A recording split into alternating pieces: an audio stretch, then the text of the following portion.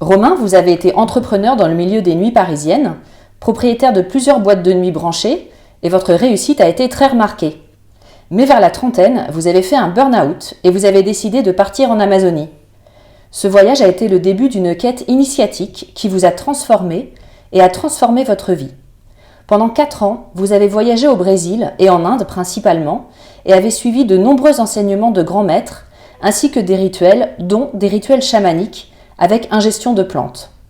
Vous racontez ce parcours dans le livre intitulé Humain aux éditions Erol. Qu'est-ce qui vous a poussé vers le chamanisme initialement et pourquoi vous êtes-vous tourné vers les plantes? Qu'est-ce que cela vous a enseigné? Alors bonjour Carole. D'abord, le chamanisme a avant tout été pour moi un besoin. Et avant de parler de chamanisme, je vais parler un petit peu des plantes chamaniques, qui sont ces plantes sacrées, ces plantes médicinales que l'on trouve en Amazonie et donc dans différents pays d'Amérique du Sud et qui sont des plantes psychoactives qui ont un pouvoir de guérison aussi bien physique que mental. Et les Indiens d'Amazonie les utilisent donc comme une médecine. C'est une médecine pour eux qu'ils nomment médecine depuis des millénaires. Et donc au départ, c'est ça qui m'a attiré dans cette voie, parce que je ressentais un besoin très important de nettoyage. J'avais en fait vécu un épisode très douloureux dans l'année qui précédait ma première expérience. Donc en fait, l'année 2015 a été une année noire pour moi. C'est l'année où toutes mes entreprises que j'avais créées depuis l'âge de 19 ans se sont effondrées. Ça a été un choc terrible et quelque chose vraiment de très brutal et de très douloureux. À un point que j'ai dû, du coup, pour tenir, parce qu'il y avait tout un processus de céder ses entreprises et de le faire dans une sorte d'harmonie, si je puis dire. J'ai donc pris des antidépresseurs pour m'aider à tenir dans cette période. Et donc, à la fin de ce traitement, j'ai vraiment eu le sentiment, je voulais me purger, me nettoyer de ces choses-là. Et donc, ces plantes sacrées dont j'avais entendu parler m'ont amené en Amazonie. Et donc je suis parti en janvier 2016, une fois que j'étais donc libéré de ces obligations professionnelles, très fatigué dans un contexte de fragilité quand même, mais ça a été la première chose vers laquelle je me suis dirigé pour entamer ce processus de guérison qui après a pris plusieurs années et est passé par différentes phases. Et alors justement, qu'est-ce que ça vous a fait découvrir sur vous-même ces plantes? Qu'est-ce que ça vous a fait dans votre corps, dans votre tête, dans votre vision de vous-même, de la vie? Alors, première chose que je voudrais quand même juste préciser, ces plantes ne sont pas légales en France. Elles sont légales dans quelques pays du monde, notamment tous les pays qui sont liés à l'Amazonie parce qu'elles font partie du patrimoine culturel de la forêt amazonienne. Donc tous les pays en fait, d'Amérique du Sud qui ont une partie qui sont liés à l'Amazonie par leur territoire peuvent du coup distribuer, enfin on peut découvrir, pratiquer ces expériences. Et donc c'est donc là-bas que j'ai été pour faire ces expériences. Et au début, la première chose qui vient, la première émotion que vous avez, c'est la peur. La première des choses, c'est que vous êtes quand même loin, dans un contexte culturel très différent. Vous êtes avant une expérience dont vous savez qu'elle est transformatrice. Et ça, là-dessus, je crois que tout le monde s'accorde à le dire. Ce sont des expériences très profondes, qui peuvent être très puissantes. Il faut se préparer un petit peu avant psychologiquement et un peu physiquement, par de certaines choses à diéter, une sorte de régime alimentaire qu'il faut suivre pendant la semaine qui précède notamment. Et donc une fois que vous y êtes, vous rentrez dans l'expérience. C'est un liquide que l'on boit, qui est c'était vraiment une petite quantité, mais très très forte. C'est un goût très amer. Et au bout d'une demi-heure, 1 heure, vous commencez à avoir des visions. Alors, c'est d'ailleurs un point intéressant. En Amazonie, en Amérique du Sud, ils parlent de vision. En Occident, certains parlent d'hallucination. Et donc ça, c'est vraiment une ligne très fine, où chacun d'ailleurs a son opinion, et où d'ailleurs, après avoir fait beaucoup d'expériences avec ces plantes, je ne peux pas totalement répondre à cette question, mais ce que je sais, c'est que ces plantes donnent une clairvoyance incroyable. C'est un moment, et aujourd'hui, j'aime les comparer à une loupe. C'est comme si c'était une loupe qui vous permet d'explorer votre conscience d'une manière extrêmement précise, extrêmement visuelle, comme si tout d'un coup, toutes ces pensées qu'on a dans la tête toute la journée, tout le temps, et qui finalement peuvent créer un filtre à notre réalité, parce que la réalité de notre réalité, c'est qu'on se fait des idées tout le temps, toute la journée, on se crée des histoires, voilà, on a notre prisme pour voir la réalité, et ces plantes créent un espèce d'effet qui font disparaître, voilà, ces pensées. Et du coup, ça vous permet de voir les choses plus clairement. Et donc, quand vous avez notamment quelque chose à régler ou à explorer, elles peuvent être un outil extrêmement précieux. Et donc, beaucoup de gens viennent là-bas pour revivre des souvenirs d'enfance, soigner des traumatismes sur lesquels ils ont une sorte de semi-conscience. Ils sentent bien que quelque chose ne va pas, mais en même temps, ils ne savent pas exactement le nommer, ce que c'est, etc. Des situations qui ne font que se répéter dans leur vie. Et donc, voilà. Et pour ma part, c'était aussi un peu cette démarche, cet effondrement professionnel qui a en fait été un effondrement personnel avec... donc en 2015, j'avais 32 ans, m'a poussé à cette volonté de me questionner profondément. Et donc d'explorer ce domaine de la conscience qui depuis toujours m'attirait, qui depuis toujours j'avais une curiosité pour tout ça, mais que la vie occidentale, la vie entrepreneuriale dans laquelle j'étais, une vie matérialiste, une vie... très, trépidante, avec peu d'espace, peu de temps.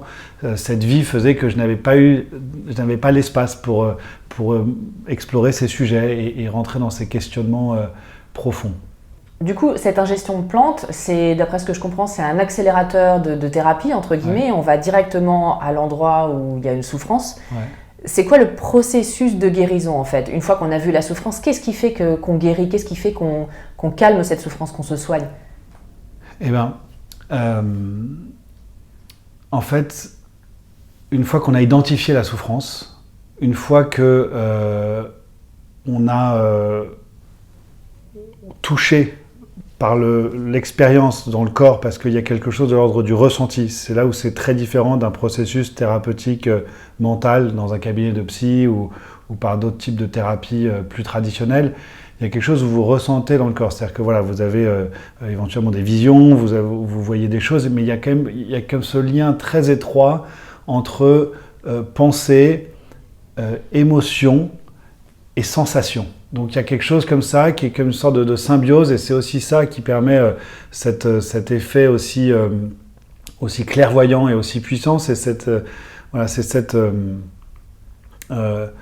cette connexion très particulière que vous avez du coup avec vous-même. C'est comme une sorte de rencontre qu'on a avec soi-même, qu'on n'a pas vraiment l'occasion d'avoir dans un état normal. On est donc d'ailleurs dans un état modifié de conscience quand on pratique ces expériences. Et donc, vous pouvez du coup vous revivre des choses d'enfance, comme je l'ai dit, mais voir tout simplement aussi des choses de votre quotidien, qui sont des choses toutes simples, et vous comprenez qu'il y a des situations où finalement, vous n'êtes pas en accord avec vous-même. Vous n'êtes pas vous-même. C'est aussi ça que créent ces plantes, c'est un espèce de... comme si... vous déposiez l'armure, quoi. Il y a comme quelque chose, je dis l'armure, il y a vraiment dans les deux sens du terme, c'est une manière de retirer les masques, parce qu'il y a ça dans une armure, il y a des masques, mais il y a aussi l'idée que c'est toute cette espèce d'accoutrement avec lequel vous vous promenez toute la journée dans la vie en société, que ce soit au travail, dans votre famille, avec vos amis. Vous êtes à nu, en fait. Et donc, ça permet d'identifier vraiment ce qui en vous touche. Et donc, voilà, c'est comme si vous pouviez finalement cartographier votre monde intérieur. Et donc, ça aide beaucoup parce que c'est très utile de pouvoir savoir en fait ce qu'on ressent vraiment, à quel endroit, et ben parfois on n'est pas nous-mêmes, on veut plaire à quelqu'un, on fait semblant ou sans en être forcément conscient. Donc ça vous permet de grandir, ça vous permet d'évoluer et ça vous permet de transformer des souffrances. On a tous des armures qu'on s'est construites au fur et à mesure du temps. Par exemple, j'imagine quelqu'un qui a été agressé par exemple dans son enfance et qui l'a oublié avec l'amnésie traumatique par exemple. Ouais. Si avec cette plante, on revit ce choc, est-ce que ça peut être parfois extrêmement violent? Est-ce qu'on peut ne pas y être prêt? Parce que le psychisme a aussi ses besoins, ses protections.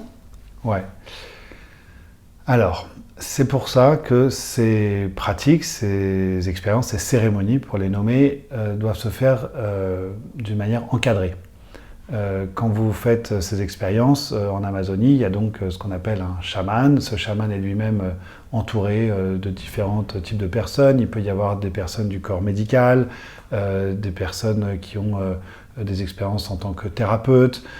Ça dépend en fait aussi du nombre de personnes qui sont présentes à la cérémonie. Parce qu'effectivement, ça peut être des cérémonies qui peuvent être avec un petit groupe de 5 personnes, ça peut être en groupe de 50 personnes. Et donc l'encadrement diffère en fonction de ça.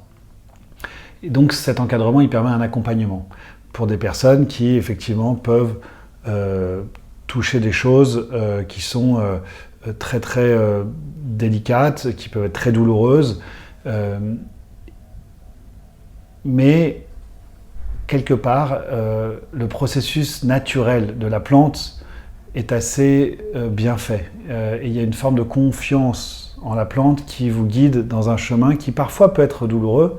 C'est pour ça que ce ne sont pas des expériences qui sont vraiment comparables à des drogues ou à des drogues comme on pourrait l'entendre ici, qui donnent des trips et où on est, comme on dit, high. Et après d'ailleurs, on a souvent des contre-coups les jours d'après. Mais là, l'expérience peut être à la fois magnifique, très positive, comme elle peut être très douloureuse et très négative. Je suis désolé d'employer positif et négatif parce que c'est pas vraiment positif ou négatif. C'est simplement que voilà, il y a parfois des douleurs très profondes et quand on touche ces douleurs, c'est pas forcément négatif. Il faut au contraire le voir peut-être comme quelque chose de positif. C'est tout le principe de la purge.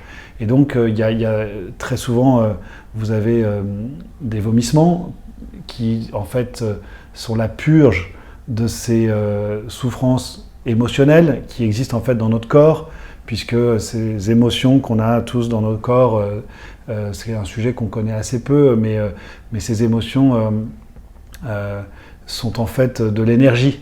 Et donc une émotion comme la colère, comme la tristesse, comme la peur, c'est en fait une énergie négative.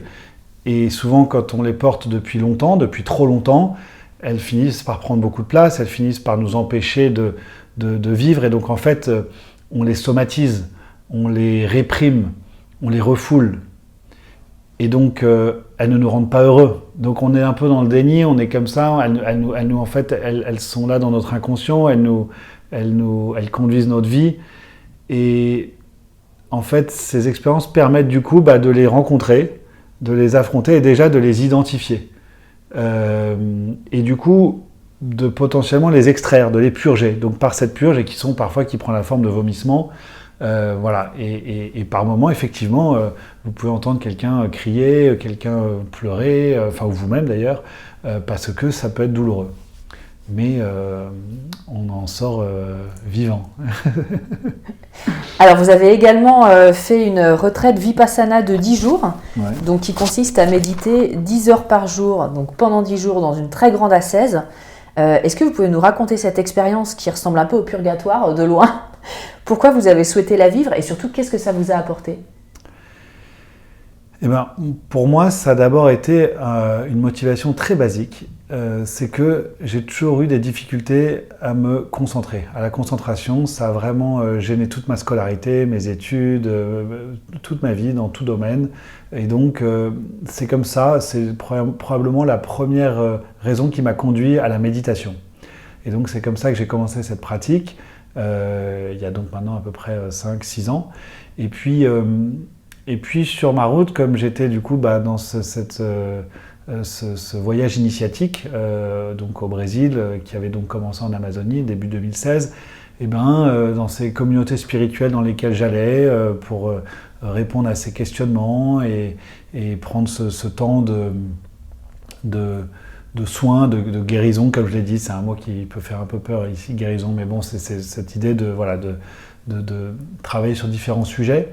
Eh bien, on me parlait souvent de cette retraite, Vipassana, qui est une retraite, donc, comme vous l'avez dit, de 10 jours, où on médite 10 heures par jour.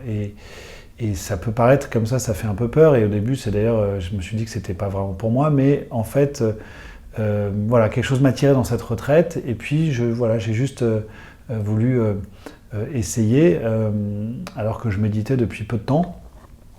Et ça a en fait été, d'abord extraordinaire comme moment, justement, après en plus ces expériences avec les plantes, comme moment d'intégration, comme moment de se poser, de se plonger à l'intérieur de soi, dans cette introspection que je voulais profonde, et donc ça m'a permis de la rendre encore plus profonde, parce que c'est aujourd'hui un luxe énorme de pouvoir se retrouver 10 jours dans le silence avec soi-même. Ça peut paraître un purgatoire, mais ça peut aussi paraître un paradis, parce que moi en tout cas, après cet épisode douloureux dont j'ai parlé, mais surtout après ces 10 années d'entrepreneuriat dans un rythme fou, avec beaucoup d'adrénaline, etc., je ne recherchais que le calme, le silence, l'introspection.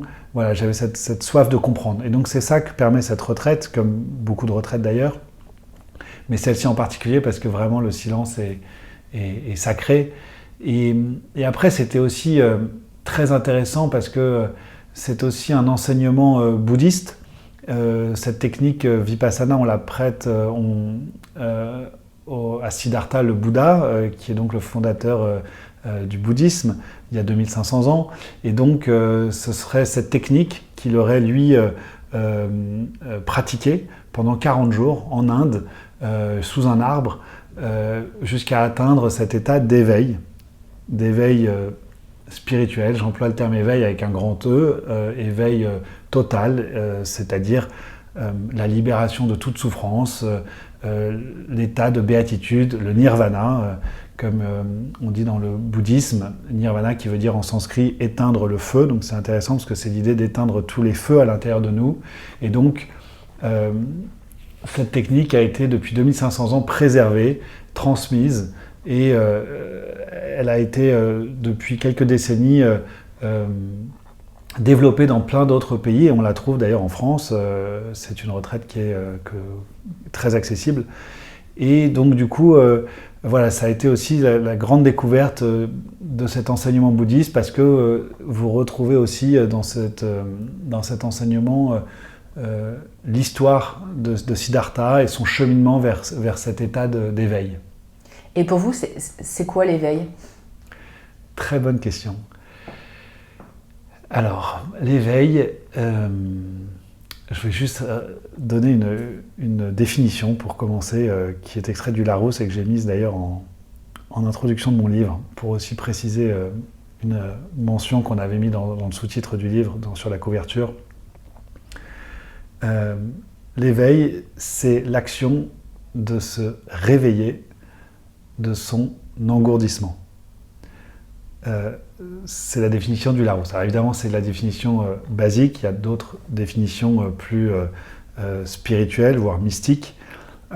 Cet état d'éveil, avec un grand E, c'est un terme qu'on connaît assez peu en Occident, au sens où ils l'entendent en Inde, par exemple, mais beaucoup de grands sages, de yogis, ou de ce qu'on appelle des sadhus, qui sont ces ermites qui vivent en Inde, qu'on voit souvent sur des photos avec cette tunique orange, qui vivent dans un dénuement total et qui vivent de l'aumône et qui sont souvent des grands yogis, dévouent leur vie à la recherche de cet état d'éveil, à la recherche de cette illumination. Illumination avec un grand I également, c'est-à-dire un état où finalement la souffrance disparaît. Et donc moi, ne sachant absolument pas que cet état pouvait exister, quand je suis parti de Paris, après avoir cédé ma dernière boîte de nuit, et quand je suis arrivé en Amazonie, et puis qu'après j'ai découvert, en fait, comme je tirais le fil d'une bobine un mois après l'autre, et qu'après je suis arrivé du coup donc, à cette retraite Vipassana, j'ai découvert que dans d'autres cultures, et qui ne sont quand même pas négligeables en nombre, hein, ne serait-ce qu'en nombre, parce que cet état d'éveil, toute la religion hindouiste, qui est la troisième religion au monde et qui a plus d'1 milliard d'adeptes, vit dans cette perspective, dans ce but ultime d'atteindre cet état d'éveil un jour. Ce qui est assez différent des autres religions finalement. Et donc c'est un état qui, d'après moi, mes expériences, les rencontres que j'ai pu faire, c'est très difficile de dire même s'il existe au plan total du terme, au plan de la... Parce que c'est...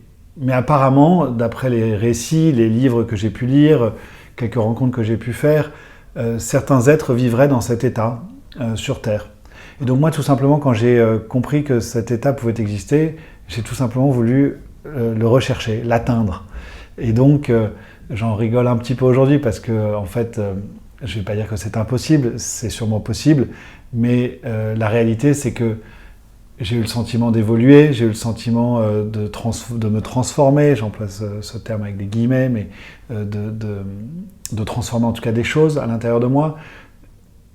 Mais cet état d'éveil, c'est un état de lâcher-prise total, c'est un état de communion totale avec le vivant, de se relier à toutes les dimensions de l'homme, la dimension physique, matérielle dans laquelle on vit là et dans laquelle on évolue, vous et moi là maintenant, mais aussi dans toutes les dimensions supérieures, les dimensions éthérées, les dimensions spirituelles.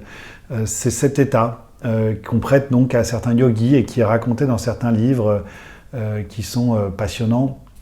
Il y en a un qui est très connu, qui est un classique de la spiritualité contemporaine, qui est Autobiographie d'un yogi, qui est l'histoire donc de Yogananda, qui est ce disciple indien qui arrive en 1920 aux États-Unis, à Hollywood, à Los Angeles, mais qui est, voilà, pour certaines raisons, et donc est très bien accueilli par la population là-bas et donne des conférences avec des milliers de personnes. Et donc c'est un peu lui à qui on doit c'est à lui qu'on doit l'éveil l'essor du yoga en Occident.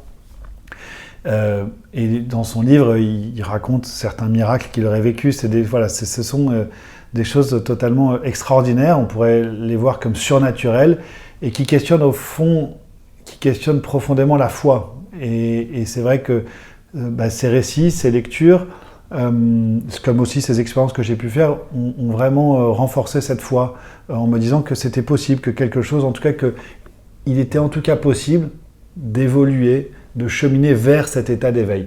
Et que peu importe finalement si je l'atteindrai un jour ou pas, c'est plus vraiment un objectif, aussi parce que c'est quelque chose qui me paraît en fait de l'ordre de l'inatteignable. Voilà, il faut être raisonnable.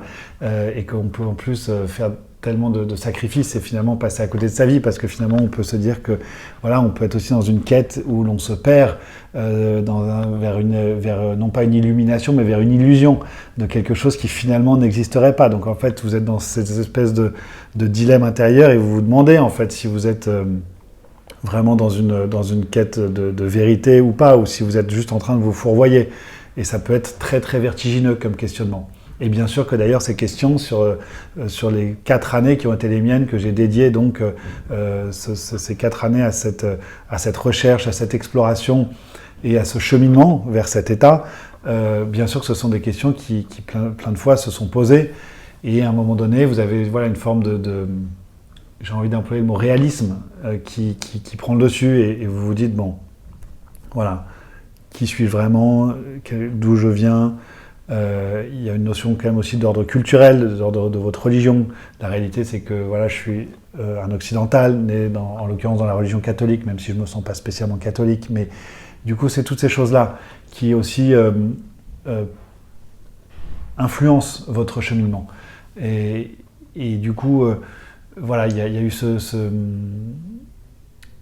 il y a eu cette prise de conscience à un moment donné que tout ça devait aussi s'intégrer à l'épreuve d'un quotidien, à l'épreuve d'une vie, pas forcément en Occident, on peut rester en Inde ou vivre en Amazonie si on veut. Pour ma part, j'ai souhaité revenir en Occident, en Europe en l'occurrence, et Et voilà, et en fait, à un moment donné, c'est de se dire, bon, bah voilà, tout ça, finalement, peut aussi s'intégrer dans une vie, et c'est justement d'être simplement un homme meilleur, d'être quelqu'un de bien, quelqu'un de bon, quelqu'un qui fait le bien.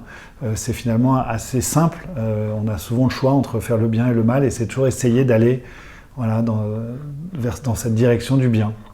Alors justement, pour venir plus sur le quotidien qu'il ne faut pas oublier, Non. quand on est vers l'éveil, parce qu'il y a des gens qui se perdent aussi un peu là-dedans.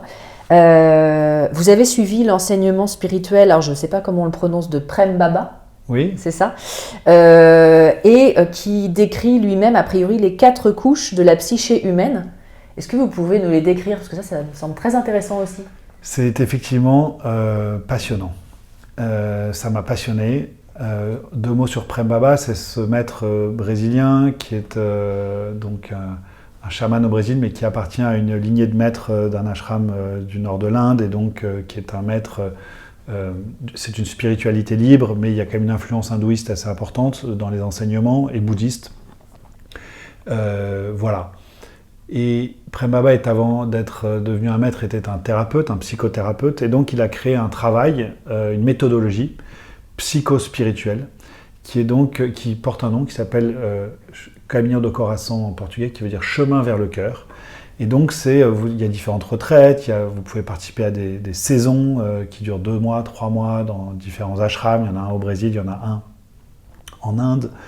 Et donc voilà, j'ai passé beaucoup de temps dans ces ashrams, beaucoup de temps auprès de lui, j'ai appris énormément de choses. Et donc le jour où j'ai découvert, c'est qu'en fait la synthèse de son enseignement, ou le début de son enseignement, cette notion de la psyché humaine qui se diviserait en 4 couches. La première, c'est l'amour pur. C'est ce qu'on est finalement quand on naît. Quand on est un nourrisson, un bébé. On voit bien qu'un bébé est totalement pur, est totalement innocent, est totalement dénué de mauvaises intentions. Et donc, cette première couche, ce noyau, en fait, qu'on aurait tous à l'intérieur de nous, qu'on a tous à l'intérieur de nous, et on voit bien que parfois même on se relie à ce noyau, il appelle ça le moi supérieur. Mais malheureusement, l'expérience humaine et l'enfance sont aussi la découverte de la souffrance. Et donc vous naissez, amour pur, création divine, et au bout de quelques années, ou en tout cas de quelques mois, enfin même tout de suite en réalité, parce que même si tout le monde est très accueillant avec vous, et même si tout le monde fait au mieux pour être dans une affection totale et un amour le plus total possible, vous éprouvez la confrontation au monde, la confrontation à la réalité terrestre, la réalité humaine dans laquelle on vit. Et là, vous découvrez la souffrance. Et donc naissent des traumatismes qui peuvent être évidemment très grands, comme des traumatismes dont on peut parler comme des chocs, mais qui peuvent être tout petits, mais qui néanmoins impacteront quand même votre psyché, votre développement humain. Et donc, en développement ces traumatismes, alors je peux en nommer quelques-uns, ça peut être la violence, ça peut être l'humiliation, ça peut être plein de choses comme ça. La peur le manque, la faim, simple fait qu'un bébé ait faim, tout ça peut créer des petits traumas. Et donc, en réponse à ces traumas, se développe une 3e couche, qui est ce que Prem Baba nomme le moi inférieur. Donc ça, c'est vraiment là quand on cède à notre partie la plus inférieure de nous-mêmes, qui est donc la réaction à ces souffrances. Pourquoi ? Parce que pour se protéger de ces souffrances, en réaction, eh bien, on se réfugie dans des sentiments comme la peur, comme la colère, comme la honte. Plus concrètement, si par exemple vous avez été humilié petit, vous allez vous réfugier dans la honte. Ça peut paraître bizarre de dire on se réfugie dans la honte. Parce que c'est pas qu'on choisit de se réfugier dans la honte et d'être bien dans la honte. On est très mal dans la honte. Mais par exemple, vous avez été humilié, en fait, sans le vouloir, vous ressentez ce sentiment qu'on nomme la honte. Voilà, c'est une réaction quasiment épidermique au sentiment d'humiliation. Et se développe du coup, en réponse à cette 3e couche, une 4e couche qui est pour moi la plus intéressante, qui est vraiment passionnante, qui est les masques. Pourquoi ? Parce que vous prenez vite conscience que ce moi inférieur, cette troisième couche, donc des sentiments comme la honte, la peur, la colère, la méchanceté, ne vous conduisent pas à vous faire aimer. Parce que vous ne pouvez pas vous faire vraiment aimer en société quand vous vous comportez de cette manière-là. Ce qui est très malheureux parce que finalement, ces sentiments sont des simples réponses à des souffrances que vous avez vécues petit. Donc vous n'êtes absolument pas responsable de ça. Et donc du coup, vous créez des masques. Et donc, pour continuer sur l'exemple de la personne qui aurait été humiliée, qui du coup se réfugie dans la honte, c'est souvent une personne qui va porter le masque de l'arrogant ou du vaniteux. C'est-à-dire, la vanité, par exemple, c'est quelqu'un qui aura du coup besoin d'être rassuré, donc flatté souvent, pour réparer en fait ce sentiment de honte qu'il éprouve régulièrement. Ou l'arrogance, qui est aussi une autre manière, parce que l'arrogance, c'est une manière de finalement de ne pas laisser paraître ces sentiments qu'on peut avoir de honte ou autre. C'est une manière de finalement de se montrer fort et cacher une faiblesse. Et de cacher en fait une faiblesse. Ouais. Et une fois que j'ai compris tout ça, ça a totalement changé ma vision de l'humanité et de l'homme. Parce que j'ai compris, d'abord, c'est comme si mon regard, mon focus, c'était comme décalé à, je sais pas, peut-être pas à 180 degrés, mais au moins à 90 degrés. C'est-à-dire qu'en fait, on vit dans le monde, on marche dans la rue, on voit les commerces, on voit les immeubles, on voit les passants, on voit le monde extérieur constamment. On est constamment avec nos yeux à l'extérieur de nous-mêmes. On travaille, on est en lien avec les gens, on reste comme ça dans ces rapports. Et en fait, une fois que j'ai compris tout ça, j'ai compris que en fait, le monde intérieur était aussi vaste que ce monde extérieur. Et donc, j'ai commencé à voir tout homme comme si je regardais l'homme maintenant plus tellement son apparence ou de quoi il a l'air ou comment il est à l'extérieur de lui, mais physiquement. Mais en fait, qui il est intérieurement. Pourquoi est-ce qu'il agit comme ça ? Et donc, c'est comme une nouvelle lecture qui s'est progressivement mise en place. Et qui était pour moi en plus très salvatrice parce que dans un monde dans lequel on vit qui donne beaucoup d'importance aux apparences, ce qui est quelque chose dont personnellement j'ai souffert. J'étais dans un milieu en plus dans l'entrepreneuriat, j'étais dans le milieu de la nuit et de la restauration et donc l'apparence est reine et moi c'était quelque chose dont je sentais qu'il manquait une profondeur à cette vie, à ce mode de vie. Et donc quand j'ai découvert ça, ça a été pour moi vraiment extraordinaire. Et surtout, ça m'a beaucoup apaisé par rapport à tout homme. Ça m'a rendu plus indulgent de pouvoir comprendre que finalement, une personne, et à commencer par moi, qui agit mal ou qui peut être nocive, et finalement, c'est un être en souffrance. Et alors justement, ces masques, c'est Lise Bourbeau aussi qui parle un peu des blessures et des masques, etc. Ouais. Comment on peut faire pour les apaiser, entre guillemets? J'imagine qu'on les a peut-être toujours un petit peu, mais pour être en tout cas plus connecté à cette première couche qu'on a en nous, qui est l'amour pur. Qu'est-ce que vous avez fait, par exemple? Voilà, c'est que je peux parler de mon expérience. Alors Prem Baba disait, j'aime beaucoup cette phrase toute simple, ce qui n'est pas diagnostiqué ne peut être soigné. Donc ça, c'est le commencement de tout. C'est quand même d'accepter, de voir la réalité, de voir nos névroses, de voir à quel endroit finalement on peut faire du mal à l'autre. Et à soi. Mais quand on fait du mal à l'autre, on se fait forcément du mal à soi. Il n'y a pas de bonheur possible dans le fait de faire du mal à l'autre. C'est tout simplement fondamentalement impossible. Et donc, c'est déjà d'accepter ça et de voir ça. Et on voit bien que quand on est beaucoup plus centré sur ces masques, ce qui personnellement, je crois, était mon cas avant, on est donc dans la couche numéro 4, si je peux la numéroter comme ça. Donc on est très éloigné du moi supérieur, qui est le noyau, cette première couche de notre psyché, qui est donc cet amour pur, cette essence qu'on est au fond. Et on voit bien, et donc un grand sage, un grand yogi serait par exemple relié constamment à ce noyau pur. Et quand on est une vie où on est très dans nos masques, on ne peut pas être heureux. On est forcément très en souffrance parce qu'on est tout le temps en train de jouer un rôle. Donc en fait, on arrive très rapidement à une forme d'épuisement. Et donc c'est pour ça qu'à un moment donné, ces masques, ils ne durent jamais très longtemps. Et donc, ils finissent tôt ou tard par exploser. Et donc, d'abord, c'est donc d'être conscient de ça. Et pour ma part, il y a vraiment un terme qui est important, c'est le mot vulnérabilité. Pour moi, ça a été d'accepter d'être vulnérable, justement de ne plus être dans cette espèce de volonté de toujours dominer sa souffrance ou de dominer, d'être dans cette représentation, de vouloir toujours avoir l'air beau et fort, et donc d'être capable, voilà, de baisser les armes, de faire tomber l'armure. Et donc de se débarrasser de ces masques et d'accepter, et donc de rentrer d'ailleurs dans cette troisième couche qui est un moment de l'enseignement qui est le plus douloureux. C'est pour ça que les premières années de cet enseignement peuvent être assez chahutantes et chamboulantes, parce que vous débarrassez de ces masques et donc vous commencez à être en contact avec ces émotions très désagréables que normalement ces masques vous empêchent de ressentir. Enfin, ces masques vous font croire que vous ne les ressentez pas, mais en fait, très inconsciemment, elles sont là, omniprésentes. Donc vous êtes en contact direct avec toutes ces émotions de peur, de colère, de tristesse que normalement vous réprimez.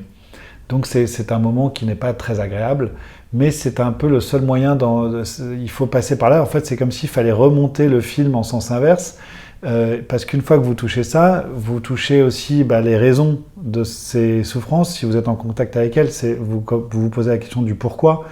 Et vous comprenez des choses par rapport à votre passé, vous comprenez que voilà, vous avez vécu telle chose. Et chaque être humain a cette histoire. C'est pas simplement une personne plus qu'une autre. Après, évidemment, il y a des degrés de souffrance. Il y a des gens qui ont plus besoin que d'autres. Mais voilà, vous remontez ce film. Et donc, une fois que vous comprenez ça, ça vous permet aussi de pardonner. De pardonner votre passé, de pardonner éventuellement vos proches, si vous aviez des choses à reprocher à vos proches, parce que la première réaction c'est ça, c'est de dire oh j'ai reçu ça, on m'a fait ci, on m'a fait ça, et donc il y a cette espèce de pré-réaction, on se sent un peu comme victime. Mais à un moment donné vous comprenez que c'est tout simplement la chaîne de l'humanité, qu'en réalité vos parents, vos grands-parents vous ont éduqué de telle manière, mais eux-mêmes ont reçu de leurs propres parents et ainsi de suite, et en fait chacun à son échelle, à sa génération fait un peu du mieux qu'il peut, et donc en réalité c'est comme ça que vous pouvez essayer parfois de vous relier à ce noyau pur, et du coup en vous débarrassant de ces masques, de cheminer en fait vers un chemin qui est invisible, qui peut paraître totalement vain, et qui est un chemin laborieux, d'essayer de vous relier du coup à cette intériorité. Et alors, il y a quelque chose qui était aussi intéressant, je trouvais, dans votre parcours, c'est que vous avez rencontré de nombreux maîtres, et puis il y en a qui vous ont plus touché que d'autres, et vous avez aussi été déçus parfois par eux, par leur humanité, on va dire. Il y a eu des scandales sexuels et autres. Qu'est-ce qu'on peut dire justement du phénomène d'un disciple par rapport à un maître, qui peut être aussi un phénomène d'un thérapeute par rapport à un patient, du phénomène potentiellement d'emprise aussi qu'il peut y avoir sur l'autre, quid de son indépendance à soi? Ouais, c'est un sujet qui a été très intéressant aussi pour moi dans cet enseignement, parce que pour moi ça faisait partie de l'enseignement, parce que l'une des leçons que je devais apprendre, c'était aussi probablement celle-ci, de ne pas finalement mettre quelqu'un d'autre au-dessus de vous, de ne pas mettre quelqu'un sur un piédestal, qui était quelque chose que j'avais souvent fait dans mon passé. C'est d'ailleurs assez intéressant. J'ai réalisé qu'en fait, à travers cette déception, parce que j'en ai notamment eu une, mais effectivement j'en ai eu plusieurs d'enseignants que j'ai suivis ou auxquels je me suis intéressé. En fait, j'ai à un moment donné réalisé l'envers du décor. Et ça a été vraiment dans mon parcours, je dirais qu'après la mystification, il y a eu la démystification. Et quelque part, je remercie la vie de ça, parce que finalement, je ne crois pas qu'on peut être vraiment libre quand on vit sous la coupelle de quelqu'un, qu'on est dans cette mystification et qu'on est constamment dans cette espèce de considération que cette personne est au-dessus de vous. Parce que la réalité, c'est que personne ne l'est. La réalité, c'est que finalement, sur Terre, les 8 milliards d'individus qu'on est, on est tous, en tout cas devant notre évolution spirituelle et devant notre système émotionnel, relativement égaux. Il n'y a pas de supériorité. Chacun là-dessus, et ça c'est peu importe qu'on soit jeune, vieux, riche, pauvre, on est tous égaux là-dessus. Il n'y a pas le système émotionnel, et ça c'est quelque chose que j'ai aussi, que ces voyages et ces rencontres m'ont démontré. C'est que j'ai réalisé que finalement, l'être humain n'était pas plus heureux à tel endroit qu'à un autre. Que finalement, là-dessus, on était tous relativement égaux. Voilà. Et ça a été aussi fondamental pour moi, ne serait-ce que pour revenir ici à ma vie, ou en tout cas en Europe. Voilà, je ne vis pas en France, mais bon, pour autant dans une vie occidentale en Europe. C'est de démystifier tout ça. Et c'est vrai qu'il faut toujours quand même se rappeler que un conseiller, un thérapeute, un maître, un coach, que sais-je, vous donnera toujours un conseil qui sera toujours teinté du filtre de sa propre réalité, de son propre vécu. Encore une fois, à moins peut-être que vous rencontrez un des rares êtres pleinement illuminés, et que vraiment c'est un être totalement pur, et qui du coup, il y a comme cette espèce de... il n'y a plus de... Mais je crois pas que ce soit vraiment...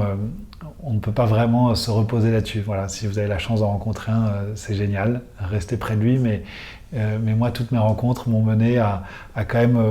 justement, vous parliez d'être déçu par leur humanité. En réalité, c'est plutôt de les accepter dans leur humanité. C'est en fait de comprendre qu'en réalité, on reste des êtres humains qui ont tous ces parts de lumière, mais d'ombre également. Vous racontez aussi dans votre livre que suite à une cérémonie, plutôt à la fin de votre livre, vous avez vécu une expérience mystique qui a duré à peu près 2 heures, où le sens profond de la vie vous est apparu. Alors j'imagine que c'est compliqué à expliquer avec des mots, mais est-ce que vous pouvez quand même nous en dire quelques mots? Ouais, effectivement, c'est quelque chose de très difficile à retranscrire. À l'écrit, ça a été difficile de le faire, je le fais dans le livre puisque je consacre un chapitre quasiment entier à cette expérience. Il a été difficile de l'écrire parce que j'ai voulu donner le plus de détails possible, mais en fait on réalise dans ce genre d'expérience que les mots sont finalement non pas impuissants, mais en tout cas insuffisants à décrire, à accompagner certains sentiments que l'être humain peut éprouver. Les mots finalement ne sont que des labels, plein de petits labels, des outils merveilleux, mais qui finalement sont tous, chacun d'entre eux, en fait assez limités pour décrire ce que ce système d'atomes et de molécules que nous formons, qui a 60 000 pensées par jour, c'est assez finalement limité. Mais ce que je peux dire de ce moment quand même, c'est que c'était un moment unique. Il y en a eu plusieurs, mais c'est intéressant parce que celui-ci, qui est arrivé après plusieurs années, ça faisait à peu près 3 ans et demi, 4 ans, je me souviens très bien de la date, que j'étais donc sur ce chemin, et donc c'est un moment où j'ai ressenti quelque chose que je n'ai jamais ressenti jusqu'ici, un moment de paix intérieure totale. Un moment de libération totale, de liberté au sens où cet ego, qui crée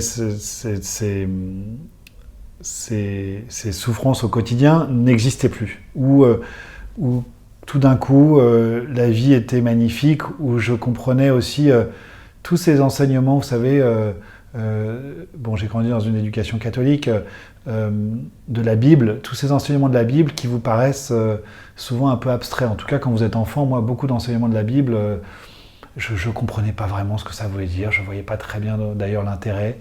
Et il y avait cette phrase notamment qui me revenait pendant cette expérience qui est « Dieu est amour ». Il y avait cette compréhension soudainement que finalement, derrière ce prisme, ce filtre qu'on a à la réalité, où finalement on s'empêche tous de vivre une vie magique et merveilleuse pour des raisons finalement de folie en fait. Il y avait en fait juste cette bonté de l'homme, cette pureté de l'homme et cet état possible que donc moi j'ai pu vivre quelques instants de plénitude, de moments où j'aimais tout le monde, j'aimais tout et tout le monde. où je pouvais même voir des personnes avec qui j'avais pu être en conflit, des personnes avec qui je n'étais pas forcément à ce moment-là en paix. Et tout d'un coup, je pouvais les comprendre pleinement, je pouvais les excuser totalement à 100% de ce qu'ils étaient, de leurs agissements. Il y avait comme cette absence de jugement qui d'un coup prédominait, comme si d'un coup il y a quelque chose de l'ordre de l'âme qui prenait le dessus sur toutes finalement ces petites histoires, ces petites perceptions, ces jeux émotionnels avec lesquels nous sommes aux prises au quotidien et constamment. Tout ça disparaissait. Donc c'était évidemment incroyable et je suis content d'avoir pu vivre ce moment, de me dire qu'en tout cas à l'intérieur de ce petit corps, ce moment est possible, que ce type de sentiment est possible, que l'on peut éprouver ces sentiments de grâce en fait. C'est très beau. Et pour terminer, quels sont aujourd'hui vos projets ? Eh bien mes projets, j'en ai plusieurs, mais j'en ai évidemment un qui est la ligne directrice de tout ce travail qui est de partager, comme j'ai commencé à le faire à travers ce livre, ces enseignements, ces préceptes de sagesse, ces manières de vivre, et donc ce partage va se faire à travers différentes formes. Tout d'abord par des retraites, il y en aura une première là au moment de cet été, donc des retraites d'introspection et de transformation où le lien à la nature va être très important, parce que voilà, c'est quelque chose qui a été très important dans mon parcours, c'est se reconnecter à la nature et voilà, ce lien qui finalement fait que, pareil, dans la nature et devant la nature, on est aussi tous égaux. Et l'ego se dissout et on peut vraiment grandir, transformer beaucoup de choses. Et donc c'est pour moi quelque chose de fondamental. Et évidemment, parce que je le dis à la fin du livre, c'est un projet qui m'anime depuis des années et qui est un peu la suite logique, compte tenu de mon expérience passée où j'avais donc créé des lieux à Paris, de créer un lieu, un centre, pour être plus précis, un centre qu'on appelle holistique, c'est-à-dire un centre qui prenne soin du corps et de l'esprit dans leur globalité. C'est-à-dire, voilà, c'est pas que physique, c'est pas que spirituel, c'est justement holistique. C'est donc un centre thérapeutique, enfin à vocation thérapeutique, qui se dédiera au bien-être, à la nature, à la spiritualité, à l'écologie, et qui s'adressera à toute personne qui souhaite soit faire une petite pause dans sa vie et faire un petit pas de côté, ou entamer un processus de transformation intérieure. Voilà, ça c'est ce que je rêve de faire. Ça prendra forcément un petit peu de temps parce que voilà, c'est un projet qui est en cours, mais qui va mettre un peu de temps à se construire. Et en attendant, il y aura donc ces retraites qui permettront à des personnes déjà donc dans des moments privilégiés qui dureront de quelques jours à une semaine de vivre ces moments. Et si on veut s'inscrire à ces retraites, comment on peut faire ? Vous avez un site internet ? Oui, alors j'ai créé récemment un site internet qui s'appelle romaindian.com. Je me suis aussi depuis peu mis en ligne sur les réseaux sociaux et donc toutes ces infos seront délivrées là suite à la sortie du livre à partir du 10 mars. Donc seront accessibles en ligne. Voilà. Est-ce que vous avez quelque chose à rajouter ? Et ben peut-être j'écrirai aussi un deuxième livre parce que c'est aussi quelque chose que j'ai adoré faire et voilà, j'ai aussi une envie très forte, si j'arrive à allier tout ça, de peut-être écrire un deuxième livre, mais ça on verra. C'est pas la priorité du moment, ça sera la sortie de celui-ci d'abord et puis la création de ce contenu et de ces retraites et de ce lieu. Super, on va vous suivre alors. Merci beaucoup Romain. Merci Carole.